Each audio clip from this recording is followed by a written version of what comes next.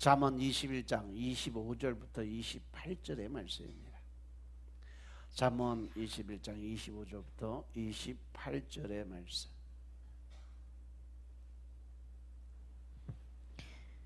게으른 자의 정욕이 그를 죽이나니 이는 그 손으로 일하기를 싫어함이니라.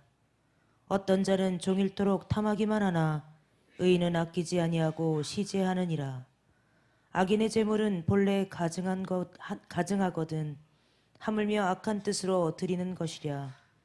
거짓 증인은 패망하려니와 확실한 증인의 말은 힘이 있느니라. 아멘. 할렐루야. 우리 하나님 참 좋으신 하나님이십니다. 아멘. 지금 이 시간도 하나님의 은혜와 평강이 여러분들과 여러분들의 가정과 직장과 사업장 그리고 여러분들의 자녀들까지 하나님의 은혜가 흐르고 넘치도록 채워지길 주 이름으로 축원합니다. 아멘. 자, 우리 따라합니다. 난 예수님 안에서 모든 사람들을 이해하고 용서하고 사랑하겠습니다. 자, 우리 옆 사람과 같이 인사합니다. 제가 먼저 낮아지겠습니다. 제가 먼저 섬겨드리겠습니다. 제가 먼저 사랑하겠습니다. 할렐루야. 이 시간도 하나님께 영광 올려드리는 귀한 시간 되시길 주 이름으로 축원합니다. 오늘의 잠언 21장 25절부터 28절의 말씀을 가지고 선행과 구제의 힘을 쓰자 하는 제목으로 말씀을 나누겠습니다. 따라합니다. 선행과 구제의 힘을 쓰자. 선행과 구제의 힘을 쓰자. 오늘 본문 말씀에 보면 25절의 말씀을 보니까 게으른 자의 정욕이라고 그랬어요. 여기서 정욕은 뭐예요? 욕심이에요. 게으른 자의 욕심이 그를 죽이나니 이는 그 손으로 일하기를 싫어함이니라. 게으른 자는 종일토록 욕심을 가진 그 탐하는 그 마음만 가지고 있지만 26절에 보니까 어떤 자는 종일토록 탐하기만 하니 의인은 아끼지 아니하고 뭐한다? 실행해 하느니라 라고 그랬어요. 의인은 아끼지 않고 어려운 이웃을 도와주고 구제하는 일에 나누고 베푸는 일에 앞장서서 나아간다라는 의미예요. 따라서 우리는 어떠한 돈이나 명예나 권세나 육신의 어떤 즐거움을 탐하지 말고 먼저 내 주위의 사람들을 돌아볼 수 있는 여유를 가지시길 주님을 축원합니다. 어려운 우리 교회 내에도 그래요. 우리 성도들 중에도 참 하루하루 살기 힘들게 사시는 분들도 많이 계세요. 그래서 어려운 교우나 아니면 어려운 이웃들을 돌아보면서 선행과 구제에 힘을 쓰는 것이 바로 우리가 누구의 뜻대로? 하나님의 뜻대로 살아가는 방법이다. 아멘. 그래서 먼저 25절의 말씀 보니까 게으른 자의 정욕이 그를 죽이나니 이는 그 손으로 일하기 싫어하는 사람이다. 게으른다는 것은 게으름은 미련한 것이고 근면한 사람이 지혜로운 사람이라고 하나님이 말씀하세요. 정욕이라는 단어를 보니까 소원이 있고 욕구가 있고 욕망이라는 의미가 들어 있습니다. 그래서 게으른 자는 놀기를 좋아하고 노래 부르기 좋아하고 먹고 마시는 걸 좋아하고 오락을 즐거워하고 또 잠자기를 즐거워하는 사람들이 바로 게으른 자의 모습이에요.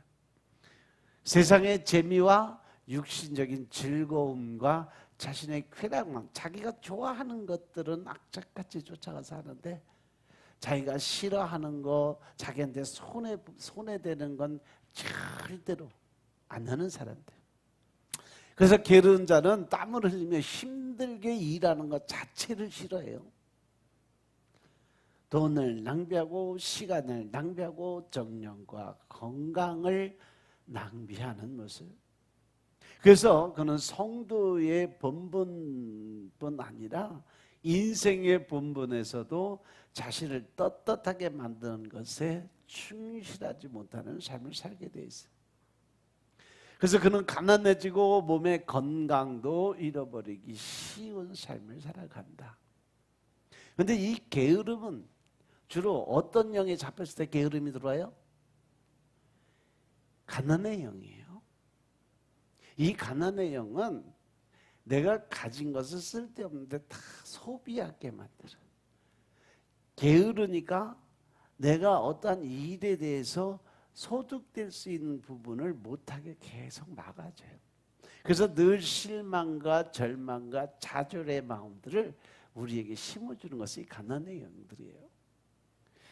사람들이 열심히 돈을 벌어서 저축을 많이 할 것 같은데 어떤 사람 보면 한 번도 저축이 안 되고 매일 먹고 즐기는데 그냥 다 써버려요.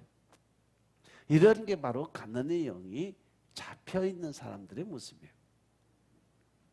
야고보서 1장 15절에 보니까 욕심이 잉태한 즉 죄를 낳고 죄가 장성해서 자라니까, 그러니까 내 속에서 계속 내가 점점 더 앉아서 쉬자, 눕자, 자자 이러한 생각으로 계속 잡혀들어가면서 계속 커가니까 죄가 장성하니까 결국 뭐예요? 사망을 낳는다라고 말씀하셨어요. 결국 여기서 성경에서 사망이라는 것은 지옥불이라는 얘기죠. 골로새서 3장 5절 6절의 말씀을 보시면 그러므로 너희는 이 땅에 있는 지체를 죽이라고 그랬어요. 골로새서 3장 5절 6절을 보겠습니다. 골로새서 3장 5절 6절의 말씀입니다. 그러므로 땅에 있는 지체를 죽이라. 곧 음란과 부정과 사욕과 악한 정욕과 탐심이니 탐심은 우상 숭배니라. 이것들을 인하여 하나님의 진노가 임하느니라. 아멘. 탐심은 곧 뭐라 그랬어요? 탐심은 뭐라? 우상 숭배. 우상 숭배는 십계명이 몇 번째 계명이에요? 뭐야 이거? 십계명 제일 첫 번째 1번 계명이 뭐예요? 우상 숭배잖아. 하나님 외에 다른 신을 섬기는 거, 이것이 바로 우상 숭배입니다. 결국 이것들로 인해서 하나님의 진노가 임하게 된다라고 말씀하세요. 음란과 부정과 사욕과 악한 정욕과 탐심이니, 탐심 자체가 내 안에 가지고 있는 욕심 자체가 결국 우상숭배라는 말씀이에요. 결국 이것으로 해서 하나님의 하나님의 심판을 받게 돼 있다는 거예요. 그래서 성도라 시험을 받는 여러분들은 영적 생활뿐 아니라 육신의 생활도 부지런하게 살아야 된다. 왜? 하나님께서 태초에 에덴 동산에서 인간이 죄를 지었을 때 주어진 그 남자와 여자에게 주어진 그 심판이 뭐예요? 여자는 애 낳는 고통이 있지만 남자는 땅에서 땀을 흘려야 먹고 살 수 있는 그러한 일을 하게 만들어줬어요. 그래서 육신의 생활도 부지런하게 살아야 우리가 먹고 살 수 있는 것이 하나님의 뜻이에요. 로마서 12장 11절에 보면 부지런하게 게으르지 말고 열심을 품고 뭐 해라? 주를 섬기라. 우리가 열심히 살아가는 것은 바로 하나님의 뜻대로 살아가는 것이 열심으로 살아가는 거예요. 물론 먹고 살기 위해서 열심히 뛰고 열심히 노력하는 것도 중요하지만 더 중요한 게 뭐냐 하면 하나님의 뜻대로 살아가기 위해 노력하는 삶을 살아야 된다. 부지런하여 게으르지 말고 열심을 품고 주를 섬기는 것. 에베소서 5장 15, 16절도 보면요. 그런즉 너희가 어떻게 행할 것을 자세히 주의하여 지혜 없는 자가 되지 말고, 할렐루야, 오직 지혜 있는 자 같이 하여 세월을 아끼라. 때가 악하니라. 할렐루야. 우리가 어떻게 행동할 것을 자세히 주의해서 생각을 하는데, 지혜 없는 자 같이 말고, 여기서 지혜 없는 자는 뭐예요? 지혜는 바로 하나님을 아는 것이 지혜라고 그랬어요. 그러니까 하나님의 말씀 안에서 지혜로운 자가 돼야 우리가 하나님의 뜻을 깨닫는 거잖아. 그죠? 그러니까 어떻게 행할 것을 자세히 주의하여 지혜 없는 자 같이 말고, 하나님을 모르는 사람처럼 막 살지 말고 오직 지혜 있는 자 같이 해서 세월을 아껴야 된다. 헛된 일에 신경 쓰지 말고 살아라. 왜? 이 세상이 너무 악한 세상으로 변화됐다라고 말씀하세요. 또 데살로니가 전서 4장 11절에 보시면 종용하여 자기 일을 하고 너희 손으로 일하기를 힘쓰라고 이야기를 했어요. 데살로니가 전서 4장 11절에 이 종용하여라는 말씀은, 종용하다는 것은 뭐예요? 사람이 이렇게 달래고 이렇게 부추겨줘서 그 사람이 그 일을 할 수 있게 권해 주는 거예요. 그것이 종용하는 거예요. 그래서 사람들에게 이렇게 달래고 그 사람을 위로를 해주고 그들을 부추겨 세워줘서 그 사람들에게 권하는데, 어떤 일을 권하냐? 자기 일을 하고 너희 손으로 일하기를 힘쓰는 그런 일을 하는 것에 힘쓰게 하라고 말씀하셨어요. 데살로니가후서 3장 10절 12절의 말씀도 보시면요, 데살로니가후서 3장 10절 12절의 말씀을 보겠습니다. 우리가 너희와 함께 있을 때에도 너희에게 명하기를 누구든지 일하기 싫어하거든 먹지도 말게 하라 하였더니, 우리가 들은즉 너희 가운데 규모 없이 행하여 도무지 일하지 아니하고 일만 만드는 자들이 있다 하니, 이런 자들에게 우리가 명하고 주 예수 그리스도 안에서 권하기를 종용이 일하여 자기 양식을 먹으라 하노라. 할렐루야. 누구든지 일하기 싫거든 먹지도 말게 하라고 그랬어요. 내가 게으르고 일하기 싫으면 밥 먹는 것도 먹지 말래요, 하나님은요. 다른 사람들에게 게으르게 살면 그 사람 밥도 주지 말래요. 즉 다시 말해서 자기 어떤 책임과 소명을 다하지 못하면 밥 먹을 자격이 없다라는 거죠. 도무지 일하지 아니하고 일만 만드는 자들이 되지 말라고 말씀하세요. 그래서 그런 사람들에게는 권하는 마음을 가지고 그들을 잘 다스리고 타일르고 권면하고, 그래서 자기 양식을 먹게 만들어주라. 우리가 한 번쯤 깊이 생각해야 될 부분이에요. 이것은 자녀 교육할 때도 마찬가지입니다. 내가 살아가는데 필요한 어떤 문제도 있지만, 자녀들이 자기의 본분을 다 하지 못할 때는 하나님 말씀대로 하면 밥 굶겨야 돼요. 공부도 아니하고 맨날 게임만 하고 또 말씀도 안 먹고 기도도 안 드리고 예배에 게을리하고 밥 먹을 자격이 없다라는 거예요. 이런 것을 어려서부터 아이들에게 심어서 하나님의 중심적인 삶을 살아가게 만들어 줄 때 우리는 하나님을 좀 더 가까운 하나님의 축복의 통로로 들어갈 수 있는 길이 그곳에서 열린다는 것이에요. 그래서 26절에 보니까 어떤 자는 종일토록 탐하기만 하나 의인은 아끼지 아니하고 시제하느니라. 어떤 자는이란 말은 원문에 단순히 그는 이렇게 돼 있어요. 그는, 그것은 앞절에 게으른 자는 이 의미예요. 그래서 게으른 자는 종일토록 무엇을 탐하며 가지기만 원하는 거죠. 생각으로만 나 이랬으면 좋겠다, 저랬으면 좋겠다. 그가 물질에 대한 탐심과 명예에 대한 탐심과 육신의 쾌락을 위한 탐심을 가지고 생각만 하고 있는 거예요. 나도 이렇게 됐으면 좋겠다, 저렇게 됐으면 좋겠다, 저 사람은 저렇게 되는데 왜 나는 이렇게 안 될까?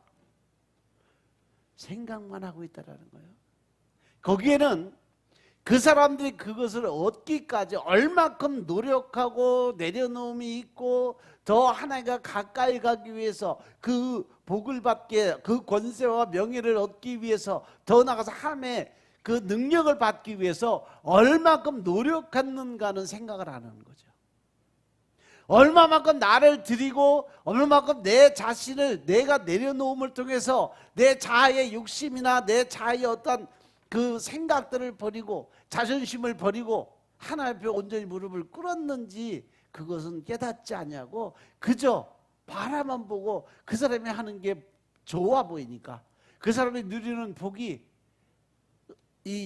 자기 마음속에 좋아 보이니까 나도 이랬으면 좋겠다, 저랬으면 좋겠다 생각만 가지고 살아가니까 늘 머리 아프지, 늘 답답하지, 늘 내 안에 욕심으로 차다가 보니까 결국 그 안에서 뭐가 나와요? 혈기, 분노, 짜증이 나와요. 그리고 나서 남을 비판하고 판단하고 정죄하는 일을 하게 돼요. 그게 욕심이에요. 그래서 결국 그 죄, 욕심이 죄를 낳고 죄가 자라니까 결국 지옥불에 들어갈 수밖에 없다라는 말씀이 그대로 이루어지는 거예요. 그런데 의인은 아끼지 아니하고 구제를 한다고 합니다. 의인은 하나님을 겸유하는 마음을 가지니까 그의 말씀대로 하나님의 명령대로 지키고 사는 사람들이에요. 하나님의 계명의 내용 중에 가난하고 어려운 이웃을 돌보고 구제하라는 것이 명령으로 분명히 기록이 되어 있어요. 신명기 15장 8절부터 7절부터 11절까지 한번 보겠습니다. 신명기 15장 7절부터 11절에 있는 말씀. 내 하나님 여호와께서 내게 주신 땅 어느 성읍에서든지 가난한 형제가 너와 함께 거하거든 그 가난한 형제에게 내 마음을 강팍히 하지 말며 내 손을 움켜쥐지 말고 반드시 내 손을 그에게 펴서 그 요구하는 대로 쓸 것을 넉넉히 구워주라. 삼가 너는 마음에 악념을 품지 말라. 곧 이르기를 제7년 면제년이 가까웠다 하고 내 궁핍한 형제에게 악한 눈을 들고 아무것도 주지 아니하면 그가 너를 여호와께 호소하리니 내가 죄를 얻을 것이라. 너는 반드시 그에게 구제할 것이요 구제할 때에는 아끼는 마음을 품지 말 것이니라.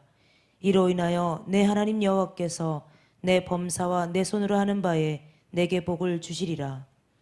땅에는 언제든지 가난한 자가 그치지 아니하겠으므로 내가 내게 명하여 이르노니 너는 반드시 내 경내 내 형제의 곤란한 자와 궁핍한 자에게 내 손을 펼지니라. 아멘.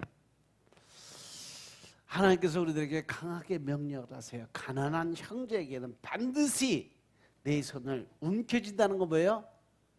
욕심의 마음을 갖지 말라는 거예요.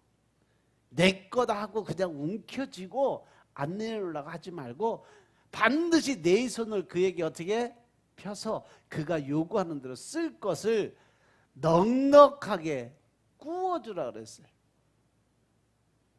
그 구워주라는 것은 하나님께서 다시 받으라는 얘기가 아니에요. 그 뒤에 뭐가 나와요? 그 뒤에 뭐가 나와? 7년이 지나면 그 모든 것이 다 사해져 없어져요. 갚든지 안 갚든지 그냥 주라는 얘기예요. 아멘? 그러니까 제가 늘 말씀드리지만 누가 뭐 와서 보증서 달라 뭐 돈 꿔달라 얘기하면 내가 해줄 수 있는 만큼 그냥 거저 주세요. 가지고 있는 돈도 그냥 이건 안 받아도 된다 생각하는 거 그냥 주세요. 그리고 절대 보증 쓰지 말고 구워주는 것도 하지 마세요. 받을 생각하지 말고 주세요. 그냥. 아멘 안 하네 절대로. 하나님 뜻대로 살아가면 그렇게 살아야 되는 거요. 또 그렇다고 맨날 돈 끌어 다니지 말고. 이로 인해서 내 하나님 여호와께 내 범사와 내 선하는 모든 것에 대해서 내가 너에게 뭘 준다? 복받기 위한 방법이 그저 하나님이 내게 주신 것처럼 나도 그들에게 나누고 베푸는 삶을 살아야 하나님이 원하시는 방법, 하나님 뜻대로 살아가는 방법이라는 거예요. 그게 바로 복받는 길이다. 그러시면서 하나님께서 시편 37편 25절부터 26절의 말씀을 보니까 내가 어려서부터 늙기까지 의인이 버림을 당하거나 그 자손이 걸식함을 보지 못했다 그랬어요. 하나님의 말씀대로 의롭게 산 사람들이 내가 살다가 보면 계속 쭉 보니까 다윗이 한 고백이에요. 의인이 버림을 당하거나 그 자손이 거지가 된 꼴을 본 적이 없다. 저는 종일대로 은혜를 베풀고 꾸어주니 그 자손이 결국은 내가 베풀고 나누는 삶을 살아가면 그 축복은 누구에게 간다? 자녀들까지 흘러넘친다. 물론 내 대에서도 받아요. 그런데 그 축복은요 자녀들까지 흘러넘치는 축복으로 이어질 줄로 믿으시기 바랍니다. 악에서 떠나 선을 행하라. 그리하면 영영이 거하리니 여호와께서 공의를 사랑하시고 할렐루야 그 성도를 버리지 아니하심이니라. 저희는 영영이 보호를 받지만 악인의 자손은 끊어진다라고 말씀하세요. 이 말씀이 그대로 시편 112편 5절부터 9절의 말씀도 마찬가지예요. 은혜를 베풀며 꾸이는 자는 잘 되나니 그 일을 공의로 하리로다. 은혜를 베풀며 나눠주는 사람은 잘 되는 축복이 임하게 된다. 근데 그 일을 누구한테 이쁜 사람한테 주고 나쁜 사람한테 안 주고 이게 아니라 공의로 베풀어 주라. 모든 사람과 똑같이 누가 그렇게 사셨어요? 하나님이 우리를 그렇게 해주세요. 공의로운 하나님께서 공평하게 누구나 똑같은 조건으로 하나님 그냥 나누고 베풀어 주셨어요. 대가 없이. 저가 영영이 요동치 아니하면 의인은 영원히 기념되게 하리로다. 흉한 소식을 두려워 아니하며 여호와를 의뢰하고 그 마음을 굳게 정한 자, 그 마음이 견고하여 두려워 아니할 것이라 그 대적에 받는 보응이 필경보리로다. 저가 재물을 흩어서 빈궁한 자에게 주었으니 그의 의가 영원히 있고 그 뿔이 영화로이 들리리로다. 악인은 이를 보고 하나여 이를 갈면서 소멸하리니 악인의 소욕은 멸망하리로다. 하나님이 나누고 베푸는 삶을 사는 자들에게 복을 주지만 계속적 반복적으로 주신 말씀 뭐예요? 움켜쥐고 자기 욕심만 가지고 살아가는 사람은 결국 멸망의 길로 갈 수밖에 없다고 계속 말씀을 주세요. 은혜를 베풀며 구워주는 자는 잘 된다. 그 일을 공의로 갚아주신다고 말씀하시고 저가 재물을 흩어 빈궁한 자들에게 주었으니까 그 의가 영원히 있고 그 뿔이 영화로이 여기서 뿔은 그가 가지고 있는 힘, 권세, 능력을 의미해요. 그러니까 그는 그 뿔이 영화로이 들려준다는 것은 하나님이 그를 그만큼 높여주시고 더 큰 힘과 권세를 허락해 주시겠다는 거죠. 그래서 하나님께서 하나님에 의해서 강해지고 존경받는 자리에 올라가게 해줄 거다. 마태복음 5장 42절에도 내게 구하는 자에게 주며 내게 꾸고자 하는 자에게 거절하지 말라고 말씀하십니다. 이 구제에 관해서는 성경에 엄청나게 많이 말씀하셨어요. 하나님이요. 고아와 과부서부터 시작해서요. 빈궁한 자들에 가는 그 에베소 4장 28절에도 보면요. 도적질하는 자는 다시 도적질하지 말고 돌이켜 빈궁한 자에게 구제할 것이 있기 위해서 제 손으로 선한 일을 하라고 하셨어요. 내가 설사 도둑질해서 살다가도 하나님 앞에 회개하고 돌아와서 죄사함을 받고 난 이후에는 그 다음에 어떻게? 다른 사람을 위해서 열심히 일해서 돈 벌어서 그것으로 나누고 베푸는 구제의 삶을 살아야 된다. 그것이 바로 하나님의 요구하시는, 우리들에게 요구하시는 삶의 본질이다. 도둑질한 것은 자기 것이 아닌 것을 자기 것으로 생각하고 사용하는 것을 도둑질이라고 성경은 말씀하세요. 내가 물건을 남의 걸 훔치는 것만이 도둑질이 아니라 생각이나 시간도 남의 것을 내 것처럼 써버리는 것도 도둑질이라고 그러세요. 우리는 생각을 훔칠 수도 있고 때에 따라서 시간을 훔칠 수도 있잖아, 그죠? 이 말씀을 해석한 분이 누구냐면 로이드 존스 목사님이에요. 로이드 존스 목사님이 책을 썼는데 이분이 도둑질에 관해서 두 가지를 말씀하세요. 첫 번째, 우리가 전혀 생각지도 않은 그것을 그분은 도둑질이라고 명명을 해버렸어요. 이분이 도둑질이라고 명명한 것이 뭐냐면 어느 신우회 모임에서 자신에게 한 통의 편지를 보냈어요. 그 편지의 내용은 신우회 예배 오셔서 말씀을 전해달라는 간절한 부탁의 내용이었어요. 그런데 문제는 이 편지를 기록한 편지지가 문제였어요. 로이드 존스 목사님이 자신에게 보낸 편지의 편지지를 보니까 그 편지지는 신우회에서 만든 편지지가 아니라 회사 업무에 사용하는 회사 종이로 썼다는 거죠. 그랬더니 이분이 뭐라 그러냐? 바로 이것이 도둑질이라는 거죠. 회사의 것을 자기가 개인적으로 사용하는 것 자체가 도둑질이야. 남의 것, 이거 이 회사의 공의적인 일을 하기 위해서 만들어 놓은 종이를 자기 사적인 개인 일에 사용한 것 자체가 이것이 바로 도둑질이다라는 거죠. 그것만이 아니라 제가 잘 정리되지 않았던 그 부분들을 보니까 이분이 어떤 사람이 취직해서 봉급을 받고 있었어요. 그런데 이 사람의 복음에 대한 열정이 넘치고 있기 때문에 일가 중에 옆에 있는 동료들에게 계속 복음문을 전하고 있는 거예요. 이것도 명백한 도둑질이다. 무슨 도둑질?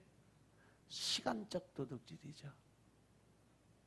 복음을 전하기 위해서는 일을 하다 쉬는 시간에 그 일을 행해야 되는데 업무 일과 시간에 하는 것은 그 회사에서 사장이 정해준 그 사장의 시간을 도둑질해 먹는 거와 마찬가지라는 거죠. 그렇게 이 도둑의 개념을 잘 가지고 있어야 우리가 가장 정직하고 가장 의롭게 살 수 있는 길이 열린다는 것이에요. 결국 나를 고용한 사장이 나에게 일하라고 허락한 그 시간을 이 사람은 자신의 시간으로 사용하기 있기 때문에 결국은 그 시간에 도둑질을 했다는 거죠. 오늘 본문 27절에 보니까 악인의 재물은 본래 가증하거든 하물며 악한 뜻으로 드리는 것이랴. 악인은 하나님을 두려워하지 않고 그의 계명을 거역하고 남에게 해를 끼치는 자를 말해요. 이 악인이라는 것은 하나님에 대한 그 경외함이 없는 자들. 근데 우리 믿는 사람들도요, 하나님을 믿는다 그러고 성도다, 크리스찬이라고 얘기하는 사람들 중에도요, 하나님을 두려워하지 않는 사람들 엄청나게 많아요. 하나님의 말씀을 두려워하지 않는, 경외하는 마음을 갖지 않는 자들이 엄청나게 많다고요. 하나님의 말씀하셨음에도 불구하고 무시하고 자기 생각과 자기 뜻대로 자기가 결정하는 일들이 너무 많아진다는 거죠. 재물은, 이 하나님께 드리는 재물은 하나님을 섬기는 방식으로 하나님의 원하시는 방법으로 드려져야 된다는 거죠. 아멘. 그래서 오늘날 예배, 찬송, 기도, 헌금 이 모든 것은 하나님이 원하시는 방법, 하나님이 원하시는 뜻대로 드려져야 된다. 특히 헌금에 관한 그 제물은요, 하나님이 원하시는 방법은요, 출애굽기 성막 지으면서 하나님이 딱 요구한 방법이 있어요. 첫 번째, 그들이 기쁘고 즐겁고 자원하는 마음으로 가져오는 것만 받아라. 그 외에는 하나님이 받지 아니하신다 그랬어요. 아까워하거나 두려워하거나 이러한 마음을 갖고 하나님께 드려지는 것은 하나님 안 받으신다 그랬어요. 그래서 저도 여러분들에게 늘 말씀드리지만 하나님께 예물을 드리는데 이거 가지면 콩나물 대가리가 몇 개인데 이거 가지면 오늘 우리 새끼들 학원비도 못 내는데 이거 갖다 학원비 내야 되는데 이런 생각 가지면 그냥 학원비 내 가서 콩나물 사서 식구들 끓여 먹어. 하나님 것과 내 것이 분명히 구분된 삶을 살아야 된다는 거예요. 특히 하나님께서 요구하시는 것은요, 10의 1조는 분명히 다 내 것이라고 그랬어요. 그건 하나님 거예요. 그 하나님 걸 구별을 제일 먼저 할 수 있어야 돼요.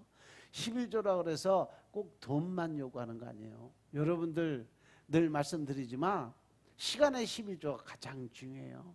하루 하나님이 24시간 시간 줬으니까 최소한 2시간 40분은 하나님께 드려줘야죠.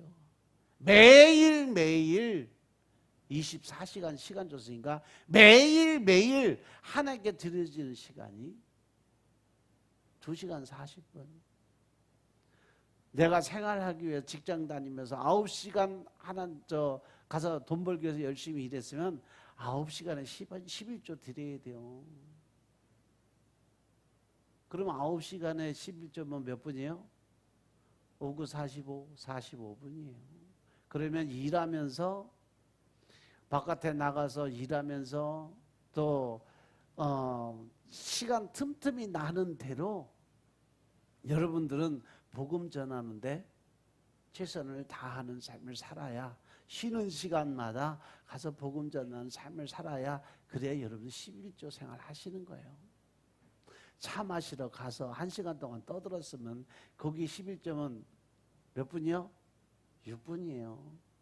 6분은 하나님에 대한 복음에 전하는 데 사용을 해야 돼요. 사업하는 분들도 마찬가지, 사업적인 측면에서 뭐를 해도 거기 가서 1시간 동안 내가 강의를 하고 1시간 동안 내가 뭐 30분 동안 내가 뭔 강의를 하고 그 사람 만나서 대화를 해도 그 시간만큼은 11조의 개념 가지고 1시간에 6분은 복음 전하는데 사용을 해야 된다는 거죠. 복음 전한다 그래서 꼭 뭐 예수님이 당신을 위해서 십자가 못 박혀, 이거는 오히려 사람들이 거부감이 일어나요. 그냥 대화를 하면서 평상시 대화하면서 나에게 어떤 좋은 일이 있었다는 걸 간증하는데, 그냥 이렇게 나한테 이런 좋은 일이 있었다, 나중에 보니까 이것이 하나님이 나한테 이렇게 해주셨더라, 한마디만 하면 그것이 복음이에요. 처음부터 끝까지 뭐 십자가 구속과 대속의 은혜가 어쩌고 하나도 못 알아들어요. 그냥 내가 이렇게 좋은 일이 있었는데 이것이 돌아보니까 내가 믿는 하나님이 하셨더라, 내가 할 수 없는 일을 하나님이 하셨더라, 한마디만 하면 그것이 복음이 되는 거예요. 아멘. 악인들도 재물을 바치긴 바쳐요. 그것은 그들의 종교적 만족을 위해서 드리는 거예요. 그들도 천국에 가고 싶고 또 죄에 대한 양심의 가책을 누그러뜨리고 싶은 그 마음은 가지고 있어요. 그래서 다 우리 예수님을 믿는 기독교도 천국을 향해서 달려가지만 이슬람도 마찬가지예요. 그들이 마지막 가는 곳이 어디예요? 그들도 말은 천국에 간다고 그래요. 그런데 그들이 가는 천국은 희한한 천국이라서 그렇죠. 말은 다 천국에 가고 또 그들이 하나님과 동행한다는 말들은 다 해요. 불교에서는 뭐 열반에 들어가고 극락에 간다고 이야기들을 해요. 구약시대나 신약시대나 교회 안에서도 악인들, 뭐 가라지들과 쭉정이들, 위선자들이 있었고 그들은 하나님께 형식적으로 외식적으로 드려지는 제물을 드리고 살았어요. 그런데 악인의 제물은 그 자체가 하나님께서 가증한 제물이라고 말씀하세요. 그 마음이 하나님을 경외하는 마음을 가지고 그 마음속에 신령과 진정의 그 마음을 갖고 드려지지 않는 제물은 가증한 제물이라고 그랬어요. 악인의 제물, 즉 악한 사람들이 드리는 예배, 악한 사람들의 찬송과 기도와 헌금은 하나님께서 받지 않으시고 도리어 미워하신다라고 말씀하세요. 잠언 15장 8절의 말씀을 보시면 악인의 제사는 여호와께서 미워하신다라고 분명히 기록을 해놓으셨어요. 그리고 하나님께서는 선지자 이사야를 통해서 너희 무수한 제물이 내게 무엇이 유익하겠느냐라고 말씀을 하십니다. 이사야서 1장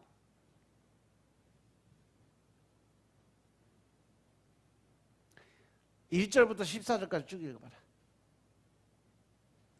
이사야서 1장 1절부터 읽어 14절까지. 유다 왕 우시야와 요담과 아하스와 히스기야 시대에 아모스의 아들 이사야가 유다와 예루살렘에 대하여 본 이상이라. 하늘이여 들으라, 땅이여 귀를 기울이라. 여호와께서 말씀하시기를 내가 자식을 양육하였거늘 그들이 나를 거역하였도다. 소는 그 임자를 알고 나귀는 주인의 구유를 알건만은 이스라엘은 알지 못하고 나의 백성은 깨닫지 못하는도다 하셨도다. 슬프다 범죄한 나라요 허물진 백성이요 행악의 종자요 행위가 부패한 자식이로다. 그들이 여호와를 버리며 이스라엘의 거룩한 자를 만홀히 여겨 멀리하고 물러갔도다. 너희가 어찌하여 매를 더 맞으려고 더욱 패역하느냐. 온 머리는 병들었고 온 마음은 피곤하였으며 발바닥에서 머리까지 성한 것이 없이 상한 것과 터진 것과 새로 맞은 흔적뿐이오늘 그것을 짜며 싸매며 기름으로 유하게 함을 받지 못하였도다. 너희 땅은 황무하였고 너희 성읍들은 불에 탔고 너희 토지는 너희 목전에 이방인에게 삼키었으며 이방인에게 파괴됨같이 황무하였고 딸 시온은 포도원의 망대같이 원두밭에 상직막같이 애워싸인 성읍같이 겨우 남았도다. 만군의 여호와께서 우리를 위하여 조금 남겨두지 아니하셨다면 우리가 소돔 같고 고모라 같았으리로다. 너희 소돔의 관원들아 여호와의 말씀을 들을지어다. 너희 고모라의 백성아 우리 하나님의 법에 귀를 기울일지어다. 여호와께서 말씀하시되 너희의 무수한 재물이 내게 무엇이 유익하뇨. 나는 수양의 번제와 살찐 짐승의 기름에 배불렀고 나는 숫송아지나 어린 양이나 수염소의 피를 기뻐하지 아니하노라. 너희가 내 앞에 보이러 오니 그것을 누가 너희에게 요구하였느뇨. 내 마당만 밟을 뿐이니라. 헛된 재물을 다시 가져오지 말라. 분향은 나의 가증이 여기는 바요 월삭과 안식일과 대회로 모이는 것도 그러하니 성회와 아울러 악을 행하는 것을 내가 견디지 못하겠노라. 내 마음이 너희의 월삭과 정한 절기를 싫어하나니 그것이 내게 무거운 짐이라. 내가 지기를 곤비하였느니라. 아멘. 이스라엘 백성들이 매일 예배를 드리고 기도를 드리고 일주일에 3일씩 금식하며 살기는 사는데 그 마음속에 뭐가 없어? 하나님이 안 계시다는 거죠. 하나님이 원하시는 방법이나 하나님의 뜻대로 가는 게 너무 없기 때문에 하나님께서 보기엔 너무 가증스러운 거예요. 그래서 그들이 매일 예배 드리면서 드린 제물 그 자체가 나한테 무엇이 유익하겠느냐. 나는 수양의 번제와 살찐 짐승의 기름에 배불렀고 수송아지나 어린 양이나 순녀의 피를 기뻐하지 않는다. 왜? 하나님께서 제사를 드릴 때 반드시 피의 제사를 드려야 되고 제물을 드리라고 말씀하셨음에도 불구하고 기뻐하지 않는 이유가 있어요. 왜? 그들이 형식적으로 사람들에게 보이고 하나님 나 이렇게 했습니다 자랑질하기 위해서 오는 모습이 나는 이렇게 하나님께 드리며 살았습니다라고 이야기하는 것 자체가 나는 원하지 않는다는 거죠. 형식적인 일을 하기 위해서 성전을 뜰을 밟는 것은 그냥 너희들이 그냥 와서 마당만 밟고 가는 거지 내 마음하고는 전혀 상관이 없다는 거예요. 그러면서 헛된 재물을 다시 가져오지 말라고 말씀하는 13절에 보니까 분양한 나의 가증이 여기로 너희들이 드리는 제사가 내가 볼 땐 가증한 모습밖에 없다. 월삭과 안식일과 대회로 모이는 것도 다 모여서 하는 것도 모든 절기를 지키는 것도 다 하나님께서 가증한 것으로 보인다는 거예요.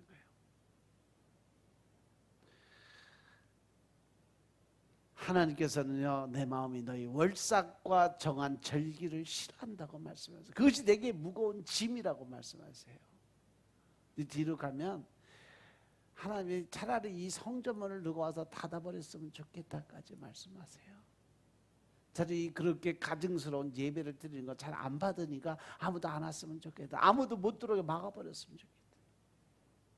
하나님을 믿는 사람들이 가증스럽게 드리는 것도 이렇게 싫어하시는데 하물며 악인이 악한 뜻으로 드리는 제물이 얼마나 더 가증스러운 제물이 되겠느냐는 거죠. 여기서 악인이라는 것은 하나님을 믿지 않는 자들이 아니에요. 하나님을 믿으면서 가증스러운 삶을 살아가는, 자아가 더 강하게 형식적으로 사람들에게 보이기 위해서 나는 이런 사람이야 라고 내보이기 위해서 살아가는 사람들.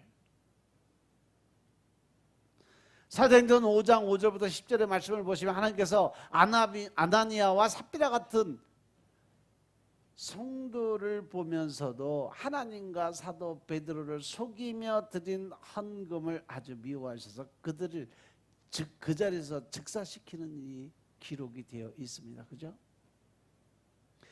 만일 악인이 남을 저주하기 위해서 혹은 악한 일을 이루기 위해서 하나님께 제물을 드린다면 그것이 얼마나 악하고 가증한 일이 되겠느냐. 즉 다시 말해서 남을 저주하는 제물은 더더욱이 하나님이 기뻐받지 않는다는 거 명심하시기 바랍니다.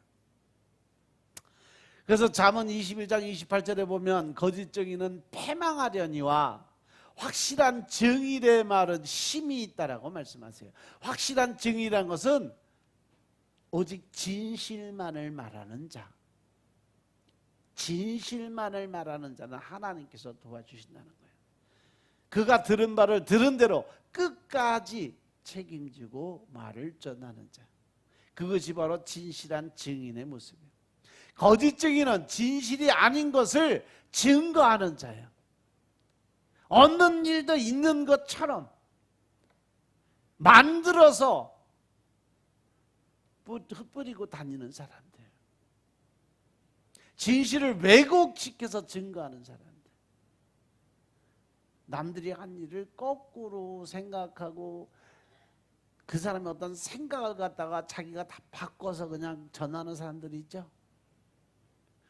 진실과 반대되는 것을 증거하는 자를 바로 거짓 증인이라고 말씀하십니다. 따라서 하나님께서는 거짓 증인은 패망한다고 그랬어요. 왜냐하면 하나님께서 거짓 증거를 미워하시기 때문에 그렇습니다.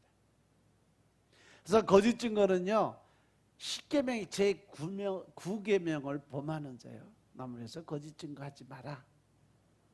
그것은 잠언 6장 16절부터 19절에 말씀된 것처럼 하나님이 미워하시는 죄가 몇 가지라 했어요?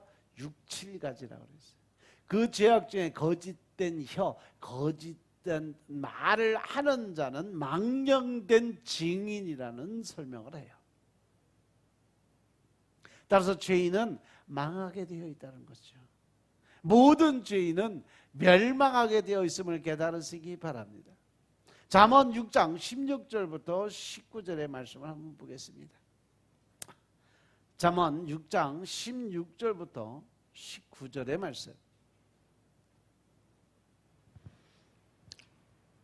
여호와의 미하시는 것 곧 그 마음에 싫어하시는 것이 6, 7가지니 곧 교만한 눈과 거짓된 혀와 무죄한 자의 피를 흘리는 손과 악한 계교를 꾀하는 마음과 빨리 악으로 달려가는 발과 거짓을 말하는 망령된 증인과 및 형제 사이를 이간하는 자니라. 아멘.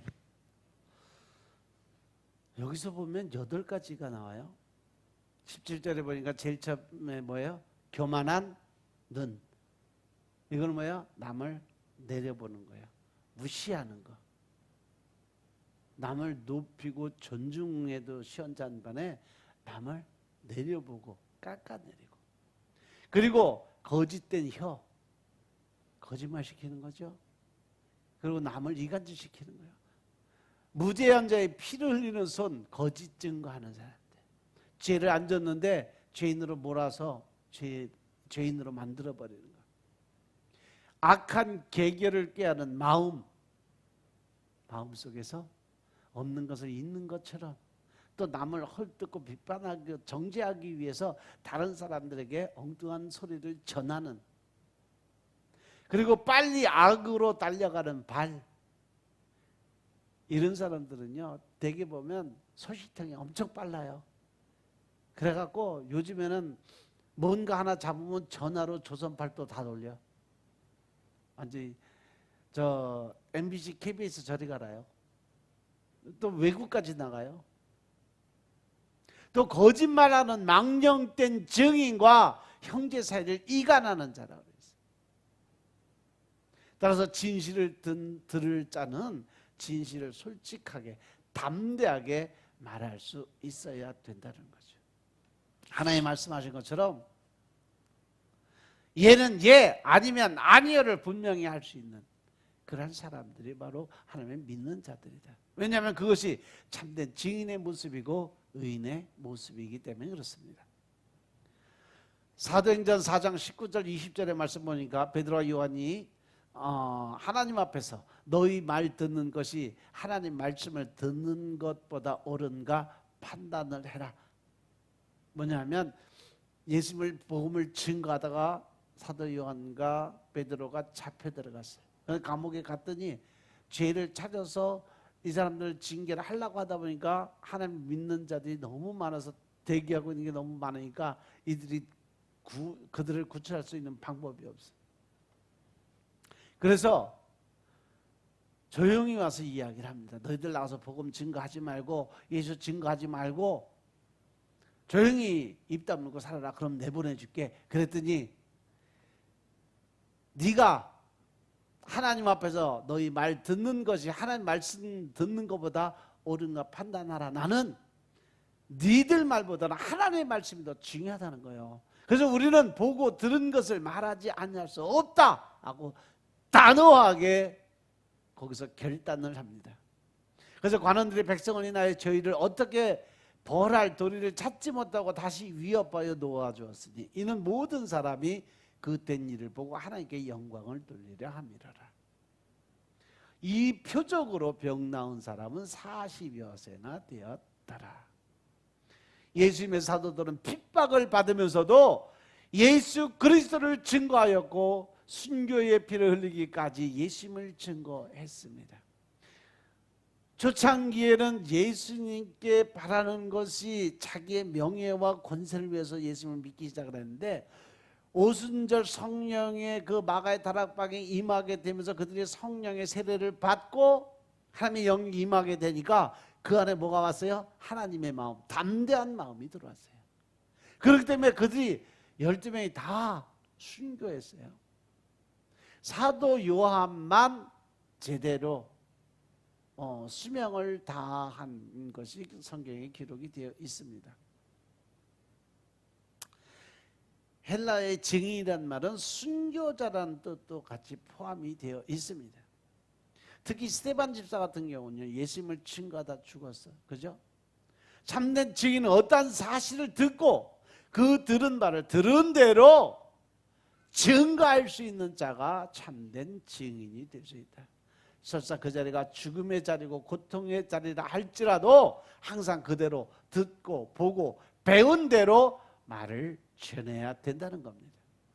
성도가 서로에게 진실을 말하는 것은 성도의 가장 기본적인 덕목이고 하나님이 우리에게 요구하시는 가장 기본적인 삶의 모습인 것임을 깨달으시기 바랍니다.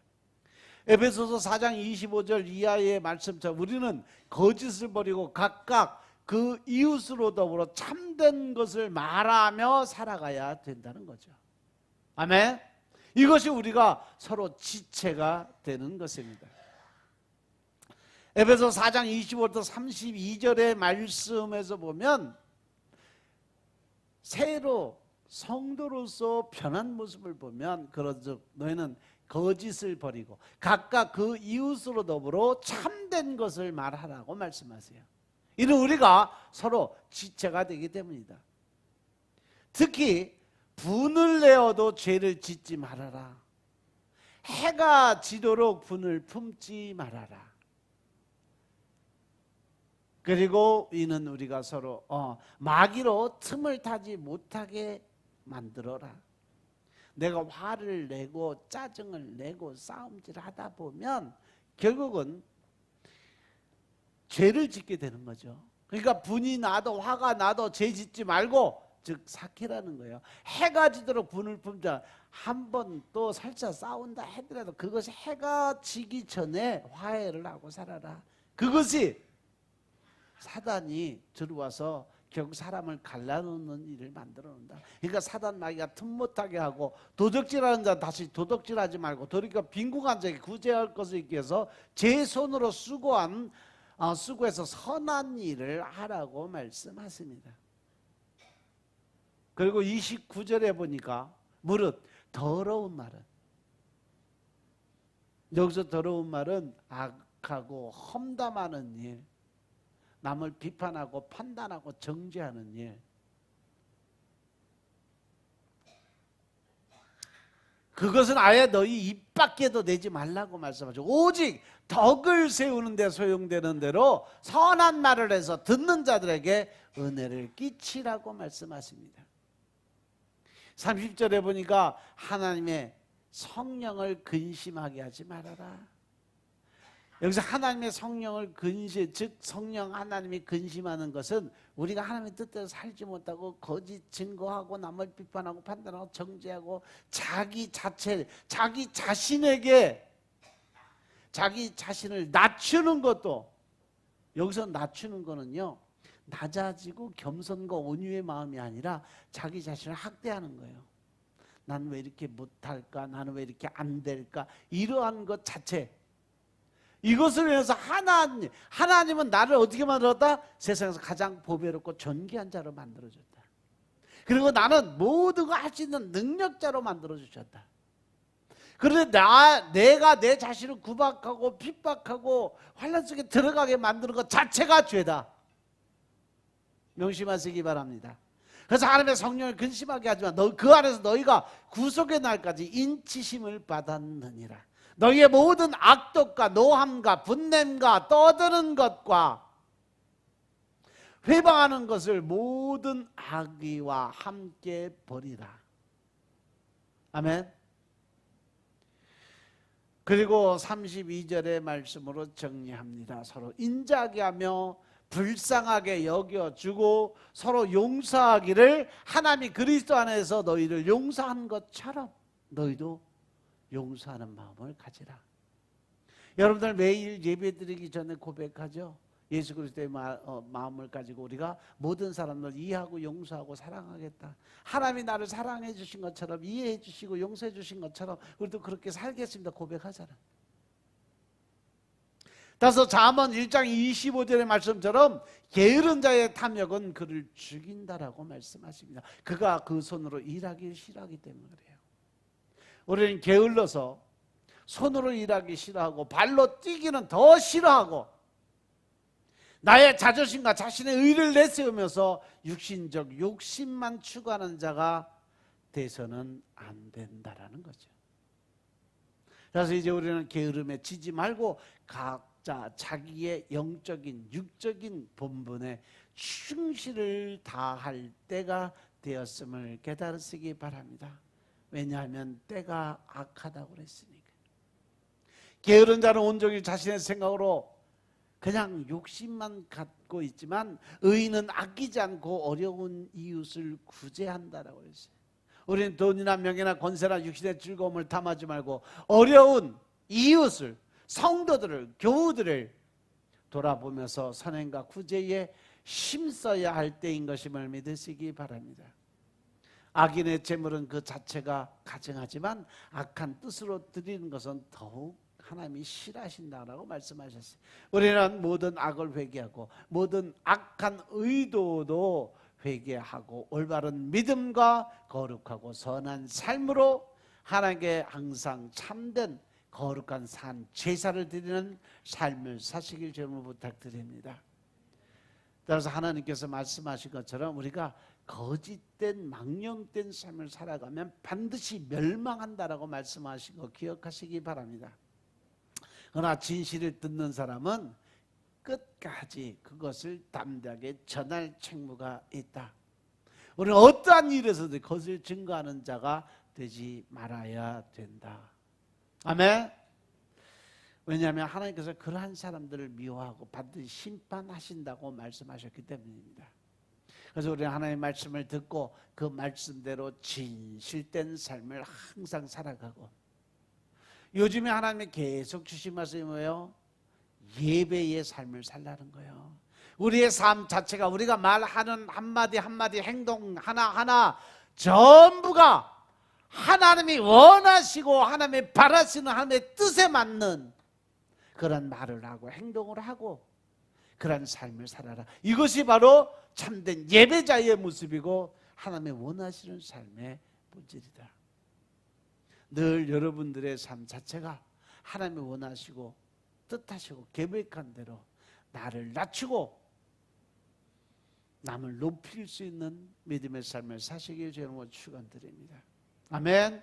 기도드리겠습니다. 아버지 하나님 감사드립니다. 오늘도 아버지 하나님의 의 안에서 우리가 신령과 진정의 마음을 갖고 살게 하시니 감사합니다. 이 시간도 주의 영이 임하여 주시고 우리가 신령과 진정의 마음으로 하나님의 의를 드러낼 수 있는 믿음의 삶을 살게 하여 주옵소서. 이제 주님이 주시는 담대함을 가지고 주님이 원하시는 거룩한 산제의 제사의 예배자들이 다 되게 주님 축복하옵소서. 그래야 저들이 하나님이 원하고 뜻하신 대로 복의 복을 받는 자들이 되게 하시고 가장 높임을 받는 자리에 올라갈 수 있도록 주님이 축복하옵소서. 하늘마다 늘 형통의 복이 임하게 하시고 그들을 통해서 저들이 아버지 하나님을 가장 높이는 자, 하나님께 영광 올려드리는 자의 삶을 살게 축복하옵소서. 모든 말씀을 주 예수 그리스도 이름으로 감사드리며 기도드렸사옵나이다. 아멘. 우리 찬양 드리고 기도 드리시겠습니다.